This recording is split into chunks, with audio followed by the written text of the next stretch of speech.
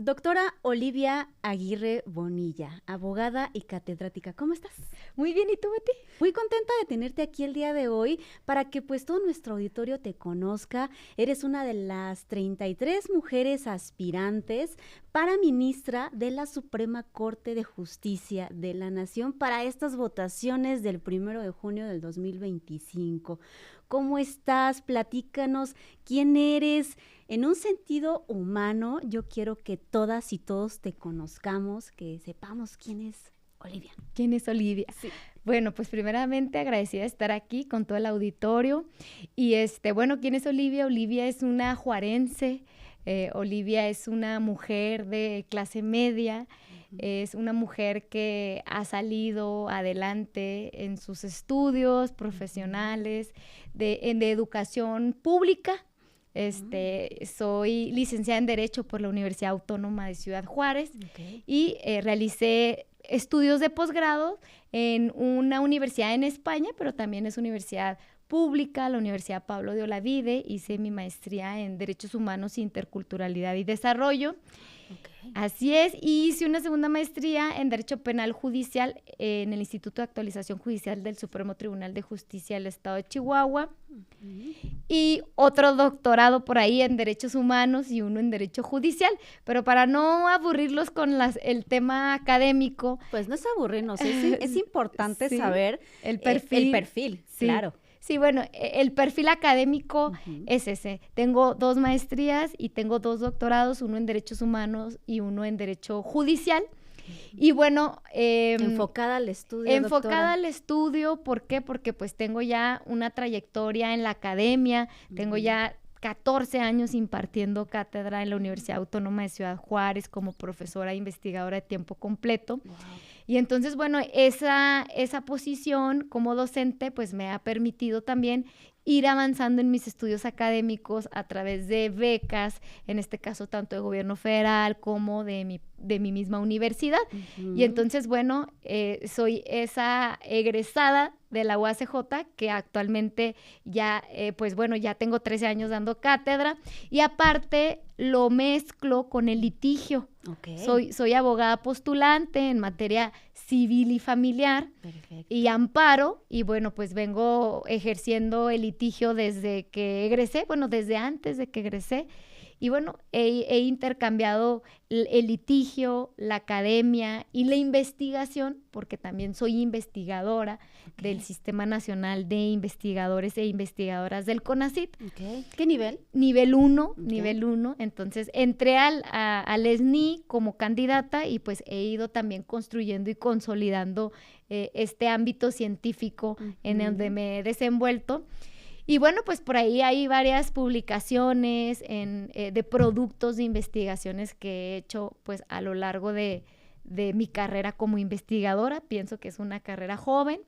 Y bueno, pues gracias también al apoyo de mis padres, pues he podido salir adelante en mi profesión y también pues en mi preparación académica. Mira, te platico, soy la única mujer de 5 hermanos, somos 5 hermanos. Tengo un cuate. La consentida. La consentida, la más chiquita. Bueno, mi cuate y yo somos los más pequeños.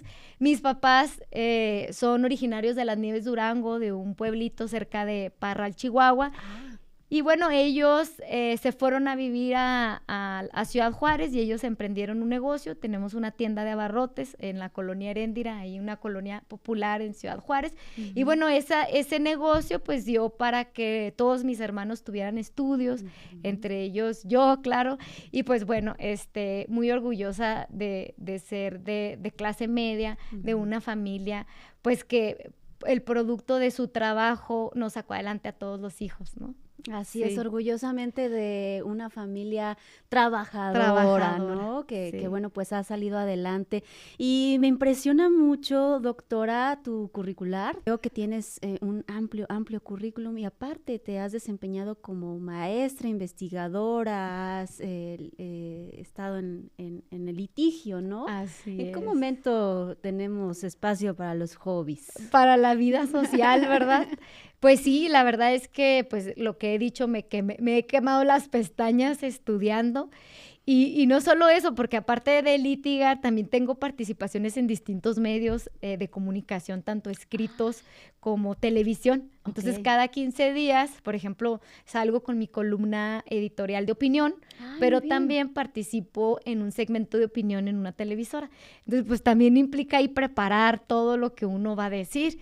Y pues sí, la verdad es que ya no tengo tanta vida social, pero pues he tratado de empatar esa vida familiar con también las actividades, pues todas las actividades que traigo, que la verdad sí son bastantes. Inclusive mi día de la semana empieza el domingo, porque empiezo yo a trabajar y a preparar toda la semana desde el domingo, sí. Así es, pues una doctora con mucha vocación, ¿no? Vocación y amor al estudio, amor a seguirse preparando. Y bueno, pues entrando ya en materia, doctora, este 1 de junio del 2025, pues si vienen unas votaciones, un hecho inédito en nuestro país, ya que vamos a tener nosotros la oportunidad de votar por nuestros ministros, magistrados y jueces, sin embargo, para la Suprema Corte de Justicia de la Nación. Sin embargo, yo quiero que nos expliques aquí con peras y manzanas, porque para esto es este espacio, para que todas y todos podamos entender desde la raíz. Primero que nada, ¿qué hace un ministro, un juez, un magistrado? Por increíble que parezca, en el grueso de la población, la mayoría, pues aún todavía no lo logramos identificar. ¿Nos puedes dar una breve reseña, doctora, por favor? Sí, claro que sí. Bueno, también separar que hay jueces estatales y jueces federales. Perfecto. Sí, por ejemplo, aquí se inician ya elecciones aquí en Michoacán, para los juzgadores estatales y magistraturas a partir del 15 de abril. Del 2025. Sí, de 2025 empiezan ya campañas, pero los que vamos a cargo de juzgadores, magistrados o en su caso ministras y ministros a nivel federal, empezamos campaña el 30 de marzo. ¿Sí? Entonces, en el caso de los juzgadores federales, que de manera jerárquica tenemos juez de distrito, juez o jueza de distrito, tenemos magistrados de circuito y luego están los ministros y ministras de la Suprema Corte de Justicia. Y bueno, básicamente tenemos un artículo de la Constitución, que es el artículo 1 constitucional, que habla de que todas las personas tenemos reconocidos derechos humanos y sus garantías. Y entonces, ¿qué pasa cuando alguna autoridad nos violenta los derechos humanos? Pues ahí en este caso lo que procede es el juicio de amparo. Y bueno, no me voy a meter a explicar qué amparo directo, qué amparo indirecto, pero a lo que voy es que los juzgados de distrito conocen de esos amparos en donde en este caso tú como particular, hay una probable violación a tus derechos humanos y bueno, tú interpones un juicio de amparo para que se te protejan tus derechos humanos, ¿no? Ahora, ¿qué tipo de asuntos llegan a los juzgados federales o inclusive a la Suprema Corte de Justicia? Bueno, aparte, la Suprema Corte de Justicia pues ve asuntos que tienen que ver con constitucionalidad, ¿no? O sea, puede haber normas que estén por debajo de la Constitución, que contradigan a la Constitución y bueno, ya habrá que resolver una controversia ahí constitucional. Pero bueno, también llegan asuntos que tienen que ver con el día a día de las personas, donde se someten situaciones en que hay colisiones de derechos humanos. Por ejemplo, fíjate, este caso es un caso de una niña que tenía leucemia y ella vivía en Chihuahua, de hecho es un caso de Chihuahua. Sus padres eran testigos de Jehová. Bueno, no sé si eran, me imagino que todavía son, porque es un caso pues no relativamente tan nuevo, pero entonces la niña, por la avanzada que iba su enfermedad de leucemia, los médicos del hospital público donde llegó la niña a atenderse le dijeron a los padres que necesitaba transfusión sanguínea de manera urgente. Entonces, ¿qué dicen los padres? Pues somos testigos de Jehová, nosotros no estamos de acuerdo en que se haga transfusión sanguínea, queremos que antes de que se haga la transfusión sanguínea se vean otras alternativas. Entonces aquí hay dos derechos humanos que entran en juego. Por un lado está el derecho a la religión de los padres esta niña, pero por el la otro vida. lado está el derecho a la vida, a la salud y al interés superior del menor. Entonces los padres inconformes con la autoridad de salud que decide aplicar transfusiones se amparan y dicen, es que la autoridad está violentando nuestro derecho a la religión. Ujú. Entonces, bueno, este asunto en un primer momento cae con un juez de distrito. En ese momento ese juez determina que antes de que le hicieran la transfusión vieran otras medidas menos invasivas a la libertad, en este caso religiosa, ¿no? Ok. Sin embargo, por la trascendencia de este asunto, lo atrae la Suprema Corte de Justicia de la Nación. Y la Suprema Corte, en este caso una sala en la Suprema Corte, resuelve de manera inmediata que debía prevalecer la vida y el interés superior de la menor y la salud por encima del de la religión. Y ordena de manera inmediata las transfusiones sanguíneas a esta niña. Entonces, estos asuntos son asuntos que llegan a la Suprema Corte, que son casos difíciles en donde la Suprema Corte tiene que resolver y ponderar qué derechos están por encima del otro en los casos concretos, porque a la luz de la Declaración Universal de los Derechos Humanos, todos los derechos humanos tienen el mismo valor. Exacto. ¿Cuándo entran en colisión? Bueno, cuando estamos hablando de casos concretos, ¿no? Entonces, Ujú. la Suprema Corte ha resuelto muchos temas que inciden en nuestra vida diaria, Ujú. que a veces no nos damos cuenta. Por ejemplo, el matrimonio entre personas del mismo sexo Buen fue punto. una resolución que viene precisamente de la Suprema Corte de Justicia. ¿Por qué? Porque tenemos todavía códigos civiles en los estados de la República que dicen que el matrimonio es la unión entre un hombre y una mujer. Ujú. O sea, no te da posibilidad de que pueda ser la unión entre un hombre, Mujer, un hombre o mujer. mujer, mujer. Ujú. En el caso de Chihuahua, nosotros tenemos todavía en nuestro Código Civil esa norma. Entonces, ¿qué Ujú. pasa? Que ya con estos criterios de la Suprema Corte, pues ya puedes contraer matrimonio de personas del mismo sexo sin necesidad, obviamente, de irte a un amparo, aunque bueno, todavía hay en estos casos registros civiles en las entidades federativas que pueden no estar permitiendo el matrimonio, pero si esto sucede, pues te amparas y atendiendo estos criterios de la Suprema Corte, pues bueno, te deben de dejar contraer matrimonio con persona del mismo sexo, porque eso es discriminarte el no hacerlo así. Claro, por supuesto. ¿Cuál es tu misión y cuál es tu visión para impartir, pues, justicia? Sí, pues mira, es una misión y visión vinculada con ese humanismo. Ujú. ¿Por qué? Porque hoy en día los impartidores de justicia, no todos, Ujú. tenemos impartidores de justicia muy buenos, pero también se ha perdido esa cercanía con la gente, con el pueblo de México. Es decir, el Poder Judicial se ha mantenido distante de las personas, del pueblo. Ha sido un Poder Judicial elitista. Ha sido un Poder Judicial que beneficia a los que más tienen, Ujú. no a los que menos tienen. Ujú. Entonces, esa visión que hace falta es precisamente una visión humanista de la justicia, en donde la justicia sea cercana al pueblo, en donde tú como juzgador no solo seas un juzgador de escritorio, sino que seas un juzgador y una juzgadora que salgas a vivir esas realidades, esas problemáticas que tú estás resolviendo. ¿Y cómo llevar la Suprema Corte de Justicia a la ciudadanía del pueblo? ¿Cómo lo hacemos, doctora? Sí, ¿Cómo lo van a sí. hacer? Bueno, ¿Cuál fíjate. es la propuesta? No, fíjate, esa pregunta es bien interesante porque yo he escuchado muchos de los candidatos y candidatas que dicen, es que la Suprema Corte nunca ha estado cerca de la gente y queremos que esté cerca, pero no dicen ninguna propuesta. Claro. Yo sí traigo acciones concretas. De hecho, una de mis propuestas y puntos de trabajo es la descentralización de la Corte. La Suprema Corte sesiona siempre en la Ciudad de México, en el edificio de la Suprema Corte que está enseguida de Palacio de Gobierno, ahí en el Zócalo. No sé si has tenido oportunidad de ir a la Suprema Corte, pero de pasadita. Pero déjame decirte algo, no puedes entrar, no está abierta al público, a menos de que tú te registres para que te den un tour, pero tú no puedes entrar a una sesión del Pleno en donde están resolviendo y decidiendo situaciones que tienen que ver con la vida de las personas. Partimos de ahí. No tenemos una Suprema Corte en donde tú puedas presenciar en vivo y en directo en la sesión del Pleno. Hay sesiones grabadas en vivo que tú puedes tener tu celular y escucharla, pero tú de entrada no puedes entrar. Ahora, esta es parte de mis propuestas, o sea, que realmente la ciudadanía pueda presenciar una sesión en vivo ahí en la Corte, en un tribunal constitucional, porque al final del día son servidores públicos de los que pues todos nosotros les pagamos un sueldo, ¿no? Exacto. O sea, nuestros impuestos pagan ese sueldo.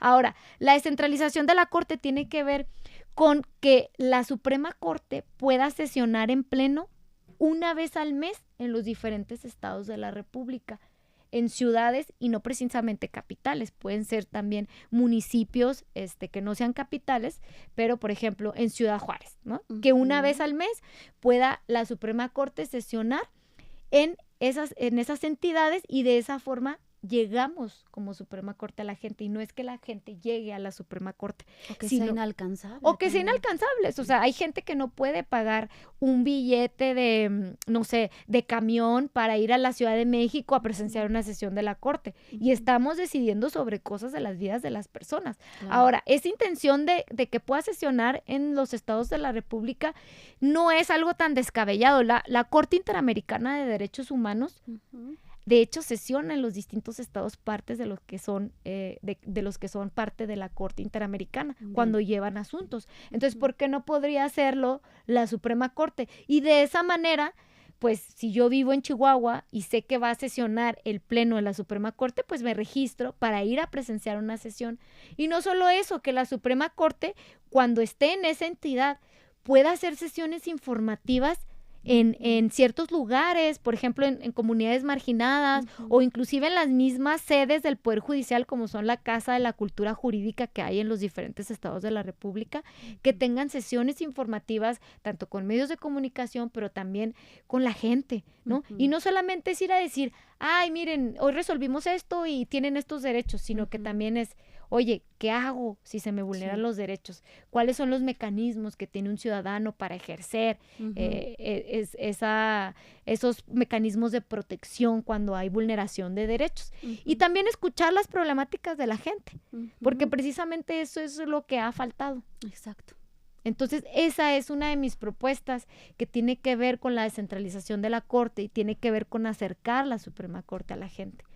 Adicionalmente, la accesibilidad a las sentencias, a las decisiones de la Corte, tiene que ver también con manejar un lenguaje sencillo y coloquial.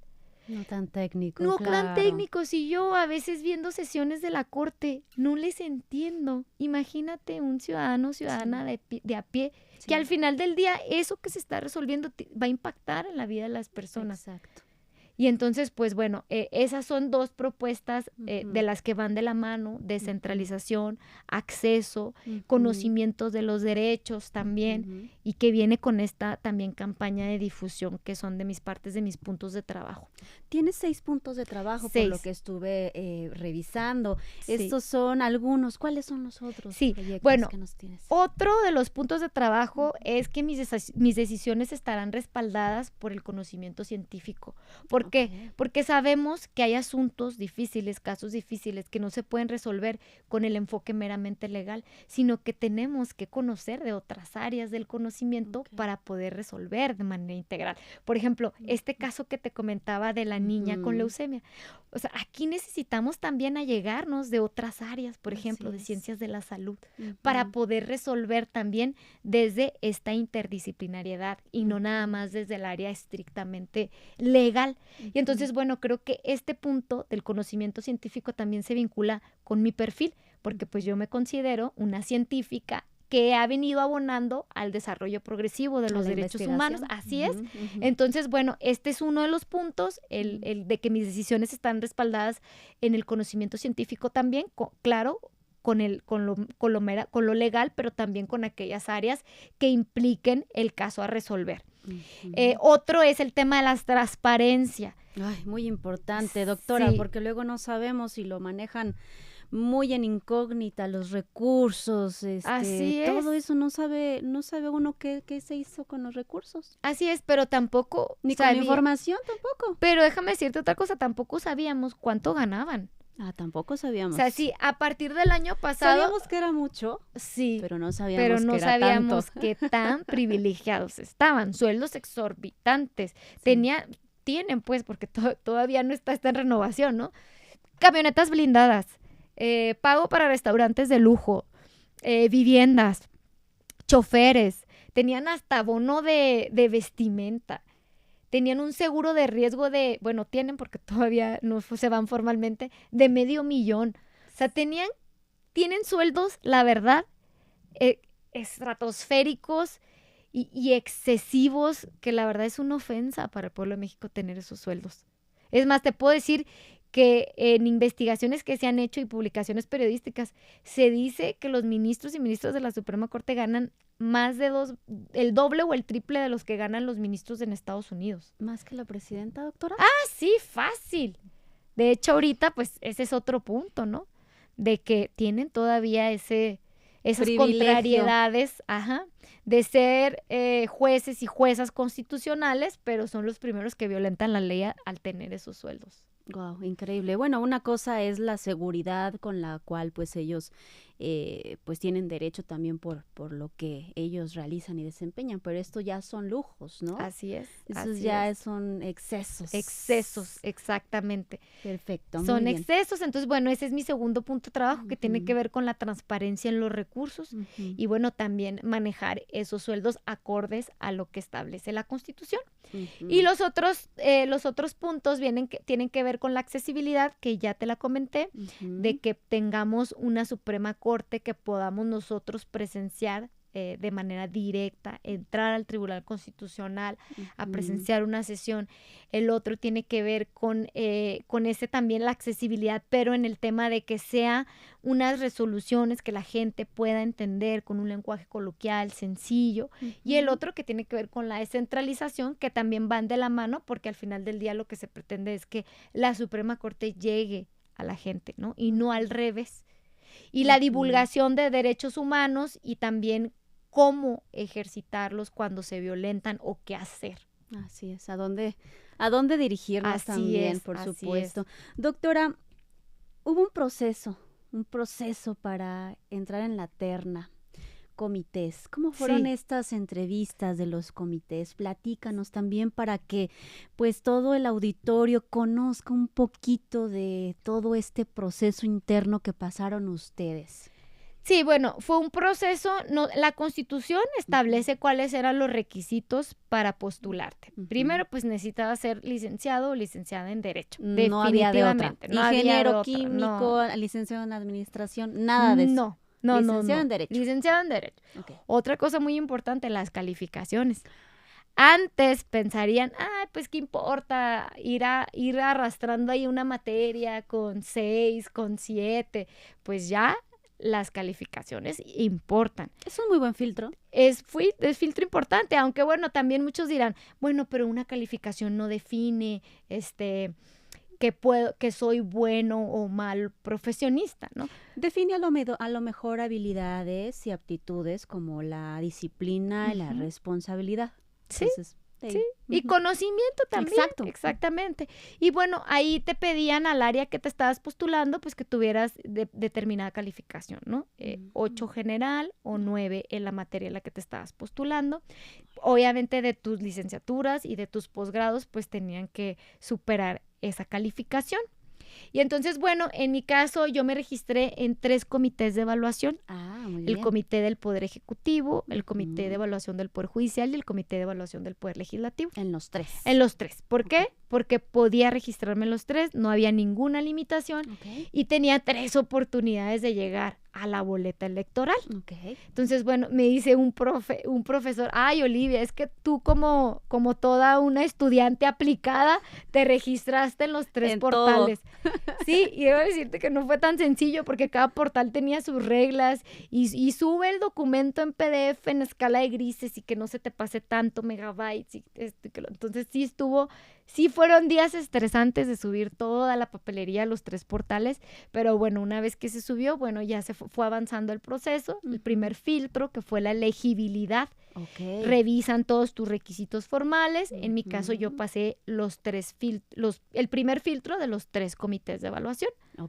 Y pasé también el segundo filtro, que fue las entrevistas. En el caso del Poder Ejecutivo, me hablaron para ir a entrevista. En el caso del Poder Legislativo también. ¿En qué consistió esta entrevista? Para hacer un paréntesis. Sí, bueno, en el caso del Poder Legislativo, pues fue una entrevista de mis propuestas de llegar a la Corte. Muy bien. ¿sí? Y pues explicar básicamente quién era yo, ¿verdad? Mi trayectoria. En el caso del poder ejecutivo fueron como preguntas más de conocimiento. Algunas fueron como 3, 4 preguntas de conocimiento y el único que no hizo entrevistas fue el poder judicial porque suspendió el proceso de evaluación por determinados amparos, pero pues bueno, el Tribunal Electoral de la Federación ordenó en este caso al Comité de Evaluación del Poder Judicial que siguiera ese proceso y bueno, ya tomó ahí la batuta el Poder Legislativo. Excelente. Entonces, ese fue el segundo filtro. Ese fue el segundo filtro, así es. En mi caso, llego a la tómbola por el Poder Legislativo, llego a las mejores 20 mujeres evaluadas a nivel nacional. Wow. Mi número 1 entra a la tómbola y en esa tómbola del Poder Legislativo mi número no sale. Yo salgo porque llego del primer filtro de las 9 mujeres evaluadas del Poder Judicial. Ok. Y entonces nosotros, como somos 9 y no alcanzamos el mínimo para entrar a tómbola, nos vamos directo a la boleta. Y te toca el número 1. Y me toca el número 1. Soy la número primera. 1. Ajá, en la boleta morada. En la boleta ministra. morada. Sí. Ok, perfecto. Muy fácil. 0-1, no tiene pierde. Sí. Que bueno, ya ahorita que estamos hablando ya de este tema de la boleta, del 0-1, pues se vienen unas elecciones totalmente diferentes a las que pues no estamos acostumbrados, como cuando vamos a votar por la presidenta, el gobernador o algún otro cargo, ¿no? Ahora es totalmente diferente, las boletas vienen de colores, doctora, vienen sin foto y se especifica que el llenado sea de manera correcta, obligatoriamente colocar los números de manera correcta. ¿Nos puedes platicar un poquito acerca de esto? Porque, pues, ¿cómo lo vamos a hacer? O sea... Híjole, pues hay que estar bien informados los ciudadanos y ciudadanas, tenemos que estar, por ejemplo, el INE tiene un portal que se llama Conócelos. Perfecto. Ese portal, pues tienen que entrar a revisar los perfiles, conocer el currículum, pero también, pues los candidatos y las candidatas van a andar haciendo difusión en las redes sociales, porque es la única forma que podemos, impresión de volantes en material biodegradable, en papel biodegradable. Es la única forma de nosotros hacer campaña. Entonces, pues aquí hay que identificar el número del candidato o la candidata, porque como bien lo comentas, no trae foto. Entonces, por ejemplo, en mi caso, yo soy el 01 en la boleta morada y las demás boletas pues van a traer así también el número, el poder que te propuso o de dónde vienes, del comité que vienes. En mi caso, yo vengo del Poder Judicial y pues la persona tendrá en la parte de arriba que escribir el número por el que desea votar. Ese es un detalle que va a estar también complicado. ¿Por qué? Porque quizá hay gente también, que no sabe escribir o quizá a las personas que no sepan leer cómo le van a hacer también, porque antes generalmente votabas con una tachita y identificabas el partido, ¿no? A lo mejor ya tenías los logos bien claros y hacías la votación, pero ahora ya la persona... va a poder, va a poder traer un papelito con todos los números anotados por los que quiera votar. Eso sí se les va a permitir. ¿El número y el nombre? El número y el nombre, o por ejemplo puede traer también el color de la boleta, para que cuando vote pues tenga a lo mejor eso identificado de manera rápida en la casilla y haga la votación rápida. Perfecto. Porque estamos hablando que el ciudadano y el ciudadana van a tener como 14 boletas en la mano. Entonces, sí está complicado. Va a ser muy confuso. Sí, va a ser confuso. El INE sacó un manual, de hecho, que tiene que ver con la intención del voto. O sea, ¿qué pasa si una persona no pone arriba el 01, pero encierra mi nombre o le pone una línea? ¿Es válido? Sí, porque bueno, ahí la intención del voto ahí está muy claro, está encerrando el nombre de la doctora Olivia Aguirre. Claro. O cuando ponen también en toda la boleta, Olivia Aguirre. También sería válido. Sería válido, pero ahí también va a tener mucho que ver el criterio de las personas que estén contando el voto en los consejos distritales. ¿Por qué? Porque en esta elección no hay representantes como de partido, ¿no? Porque pues no hay partidos. Lo único que va a haber son observadores. Y los observadores aquí, pues bueno, se pueden ir al Consejo Distrital donde van a contar los votos no se van a contar en la casilla. ¿Qué van a hacer los que se encuentren en la casilla, los representantes de casilla? Cierran la casilla y la urna la van a llevar al Consejo Distrital y en el Consejo Distrital van a empezar a contar. Y se espera que se tarde pues más de 10 días. O sea, no la resolución en este caso o el conteo de votos no es inmediato. Perfecto. Sí. Sin lugar a dudas, creo que es una gran responsabilidad de nosotros como ciudadanos, como pueblo de México, informarnos quiénes son los candidatos, cuál es su perfil, qué han hecho durante toda su carrera, también para, en lo personal, lo digo muy en lo personal, el sentido humano es algo muy, muy importante. Y bueno, pues este portal del INE que tenemos que ingresar todos, pues para también conocer cómo es que vamos a participar este 1 de junio del 2025, ¿no? Así es.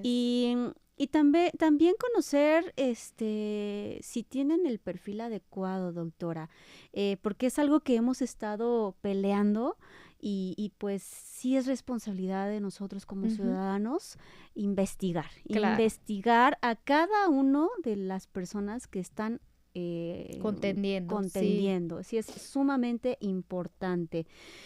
Hubo algunos lineamientos, algunas limitaciones que les puso pues a los candidatos el propio INE para pues se le llama topes de gasto, campaña. Tope de campaña, de gastos de campaña. Sí. ¿Cuáles fueron estos? También por si conocen a alguien, pues de ahí también lo balconían. Sí, bueno, el tope de campaña para cargos nacionales, como es mi caso, es 1,400,000. Pero fíjate, de manera inicial había dicho el INE que eran 220,000.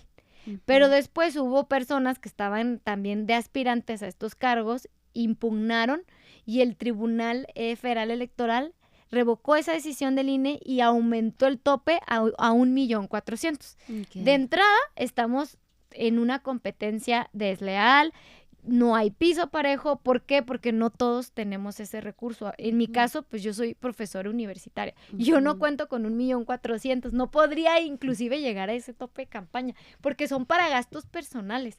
¿Qué son gastos personales? Todo lo que tiene que ver con transporte, gasolina, viáticos, a lo mejor lo que tiene que ver con la impresión de los volantes, vuelos, la persona que te está ayudando con las redes sociales.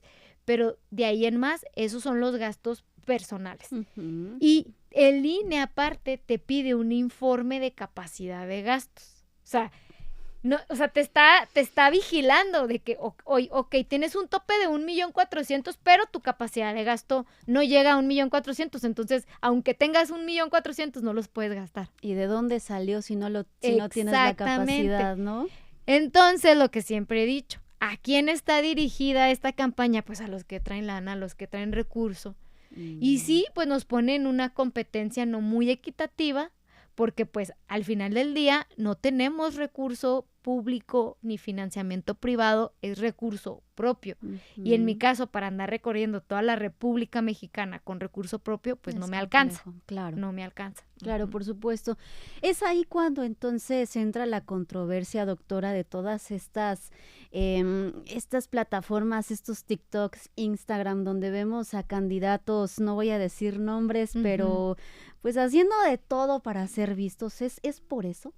Pues sí, porque se quieren hacer virales en poco tiempo. Y como la campaña dura 60 días o menos, quitando los días inhábiles, pues claro que utilizan ese tipo de situaciones que en ocasiones caen en el ridículo, pero logran al final del día posicionarse en temas publicitarios, ¿no? Pero ¿hasta qué punto podemos decir que esas campañas son buenas o no? Porque al final del día estamos aspirando a un cargo serio, estamos aspirando a un cargo de ser ministro o ministro del máximo tribunal constitucional del país, ¿no?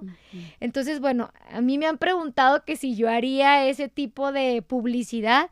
Yo la verdad no lo haría, ya cada quien tendrá su estrategia de campaña, yo no es mi estilo, la verdad, pero siento que también se presta para burla, ¿no? Y también habría que ver, bueno, ¿qué quieres proyectar? ¿Qué quieres proyectar y a qué tipo de personas quieres llegar? Si esas personas realmente van a dar un voto informado, consciente o no.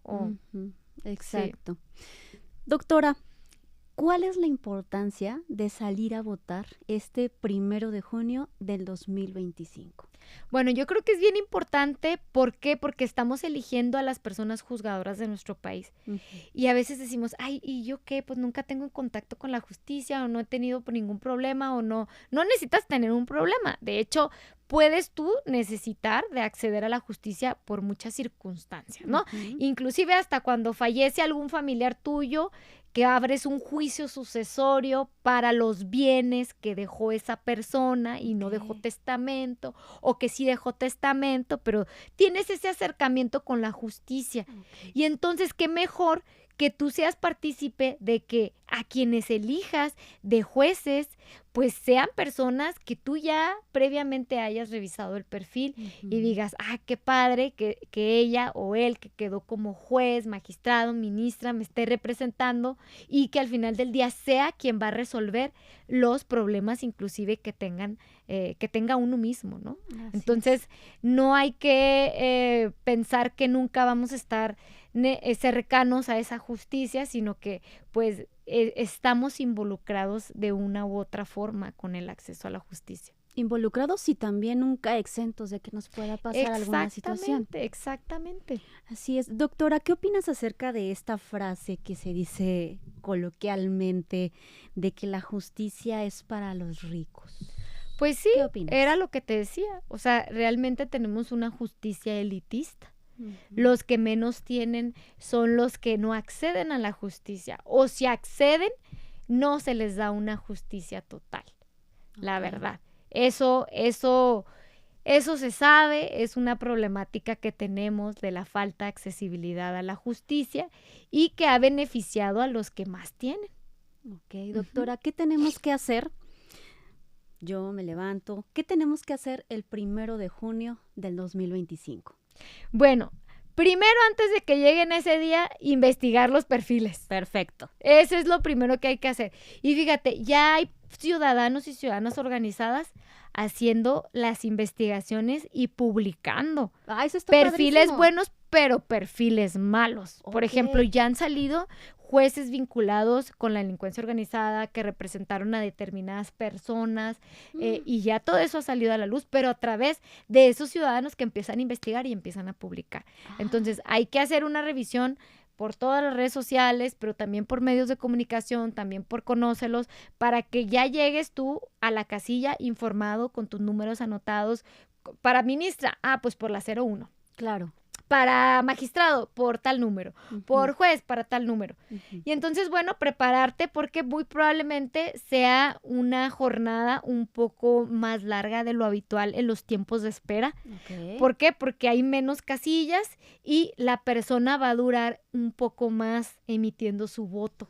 Claro. Entonces sí hay que prepararse también en ese tema de que no va a ser una votación rápida, pero que pues bueno, debemos de tener ese compromiso con la democracia de nuestro país y ser partícipes, porque como lo comentabas tú al principio, es la primera vez en la historia de México que se va a democratizar el poder judicial. Así es, y qué importante participar.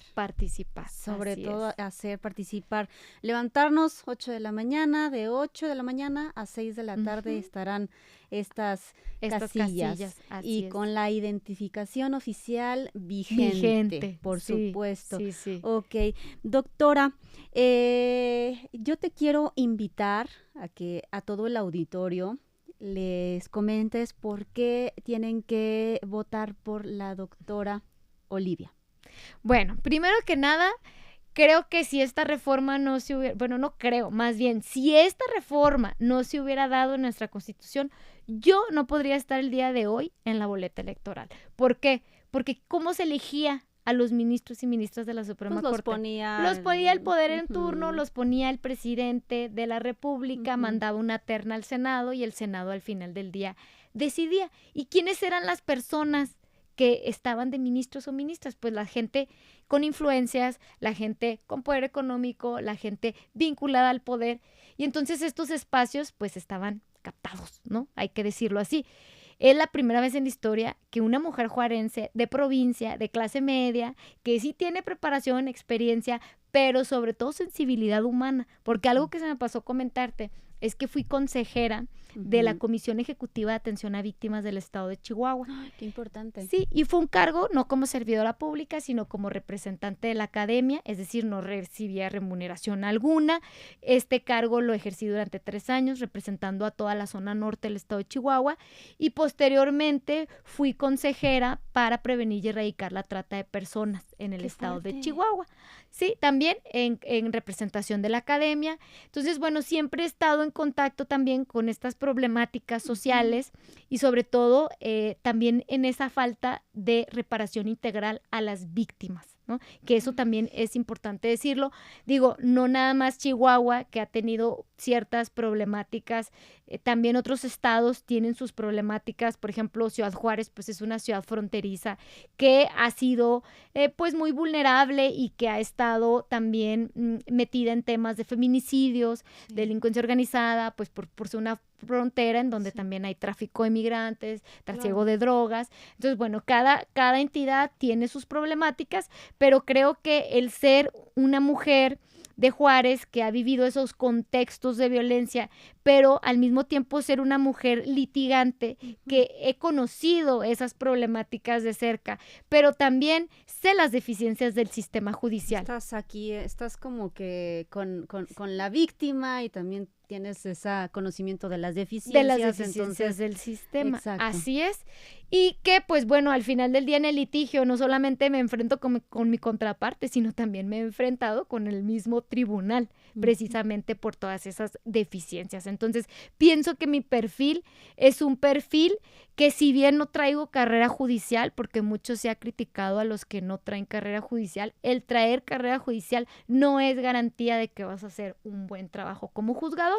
¿Por qué? Porque mira, ¿cuántos no traen carrera judicial y tienen los años en los juzgados, pero que hacen lo mismo, con las mismas deficiencias, con las mismas prácticas de corrupción?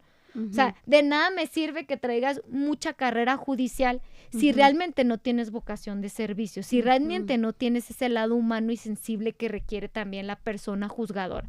Claro. Entonces, creo yo que mi perfil abona en todas esas áreas. No es un perfil interdisciplinario. ¿Por qué? Porque soy académica, porque soy litigante, porque soy investigadora, pero también pues he formado parte de estas... ¿Del campo también? Sí, así es. He estado en campo. He estado en campo y he estado también apoyando de manera honorífica determinados, por ejemplo, este cargo de consejera de víctimas, de consejera de tratas. Entonces creo que eso me da un perfil distinto, único, que el resto de mis contendientes. Y puedo decir único porque soy la única académica al 100%, que formo parte del Sistema Nacional de Investigadoras. Por ahí hay otra, pero pues ella es actualmente ministra.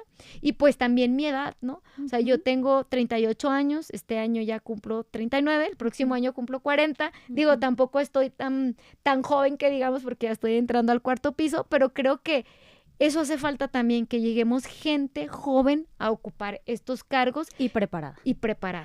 Y con sensibilidad humana y social.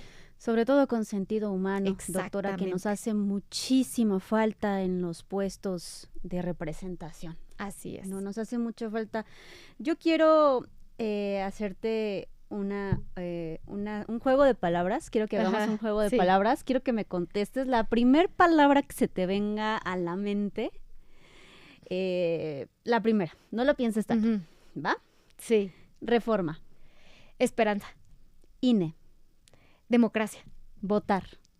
Participación. Jueces. Equidad. Magistrados. Solidaridad. Ministros. Justicia. Pueblo. Igualdad. Corrupción. Nepotismo. Ok, muy bien, perfectísimo. Muy bien. Doctora, pues yo te invito nuevamente a que le digas algo al auditorio. Mira, aquí tienes esta cámara del centro donde le puedes decir a la gente, invitarla a que vote y pues algo que le quieras decir, tus redes sociales, ¿dónde te podemos encontrar? Sí, bueno, primero que nada los invito a votar por la 01 en la boleta morada para el cargo de ministras de la Suprema Corte, Olivia Aguirre Bonilla. No tiene pierde, el 01 vota bien, no te equivoques. Entonces, pues bueno, yo los invitaría a votar este 1 de junio y esa responsabilidad también que tenemos como ciudadanas y ciudadanos de ser partícipes en la democracia de nuestro país. Muy bien, doctora Olivia Aguirre Bonilla, muchísimas gracias por estar aquí. Gracias.